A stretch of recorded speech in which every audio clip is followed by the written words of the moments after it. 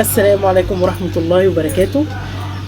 أنا ياسمين، عندي ورشة نحاس وشغالة في المجال بقالي مثلا 18 سنة، وعاملة فيديو علشان حاجة كل يوم تقريبا أنا بتسأل عنها كتير جدا بشكل يومي، كتير يعني بتسأل عنها كتير أوي كل يوم، على واتساب وعلى تليفون وعلى فيسبوك وعلى كواي وعلى في كل مكان يعني.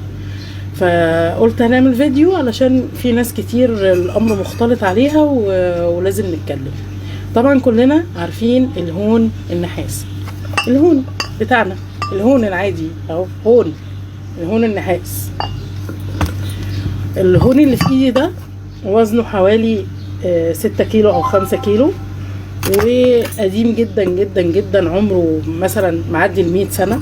ده هون اهوت، وعمره معدي 100 سنة اهو، لا 70 80 سنة يعني يعني في الاريا دي يعني. وكل يوم الناس تدخل تقول لي انا عندي هون نحاس وسعر الهون النحاس 50,000 جنيه، لا سعر الهون النحاس 20,000 جنيه، لا انا عندي هون نحاس، وواحد بيقول لي ده هو بقاله 100 سنة مثلا انا عايز ابيعه في حدود 50,000. وناس كتير على النت عارضة بقى ان الهون ب50,000 و100,000، واصله من 100 سنة، اصله مش عارفة ايه. يا جماعة يعني مش عارفة اقول ايه، ده نصب ملوش اي كلام تاني وملوش اي معنى تاني غير ان ده نصب. ده نصب.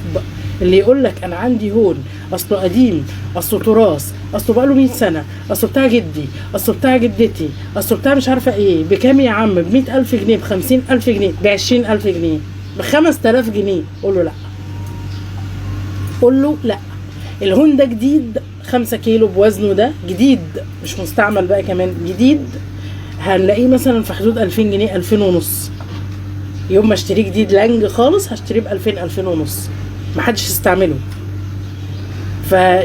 وعلى فكره هقول لك حاجه، اصل هيقول لك اصل هو قديم علشان كده هو غالي، ولا هتفرق، ولا هتفرق في اي حاجه.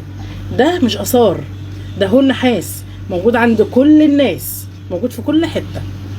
فاللي يجي يقول لك الهون النحاس موجود عندي ب50,000 جنيه، ب30، ب20، ب10، ب5، قول له لا، قول له لا. طب الهون النحاس ده، انا عندي هون نحاس وعايز ابيع الهون النحاس ده بما يرضي الله، وزي ما الناس بتشتريه وزي ما هو موجود في السوق وعندنا كلنا وعند بتوع الانتيكا وعند كل الكلام ده. اشتريه بكام؟ عندك الكيلو بادئ من 120 جنيه لحد 150 جنيه. هشتريه من 120 جنيه خردة، من 120 جنيه ل 150 جنيه. يعني يوم ما يتمعظم ويقول انا هون بقى وحاجة يعني مفيش زي في الدنيا كلها، هيبقى ب800 جنيه. يوم ما يبقى هون مستعمل مش جديد، جديد بيعمل من 2000 ل 2500 جنيه مستعمل وخردة. احنا بنعتبر ده خردة موجود عندنا مترمي في كل حتة. الكلام ده بينطبق على ايه؟ بينطبق على وابور الجاز، نفس الكلام. المعلقه السنبله نفس الكلام، معلقه السنبله 5 جنيه. المعلقه السنبله صحيح ب5 جنيه. فايه تتكلموا في ايه؟ ايه معلقه سنبله ايه اللي الطقم ب20,000 وب50,000؟ مفيش الكلام ده. في انواع معينه من الشغل الانتيكا ليها اختام معينه وليها حاجات معينه، احنا بنبقى عارفينها، نقيم القطعه دي ان دي انتيكا مش حته خرده. الهون النحاس خرده، البابور الجاز خرده. المعلقه السنبله موجوده في كل حته مترميه. انزل على الرصيف يوم الجمعه، على في سوق الجمعه، انزلوا يوم السبت في سوق الجمعه في قهوه ديانه، هتلاقوا المعلقه السنبله دي مرميه على الرصيف. اشتري براحتك زي ما انت عايز. هتلاقي الهون ده، اشتري براحتك زي ما انت عايز. انما تقول لي بقى 50,000 و100,000 و20,000 والكلام اللهبل ده، مفيش الكلام ده خالص. بيقول لك الكلام ده نصاب وعايز ياخد فلوسك ومستحل شقاك وتعبك.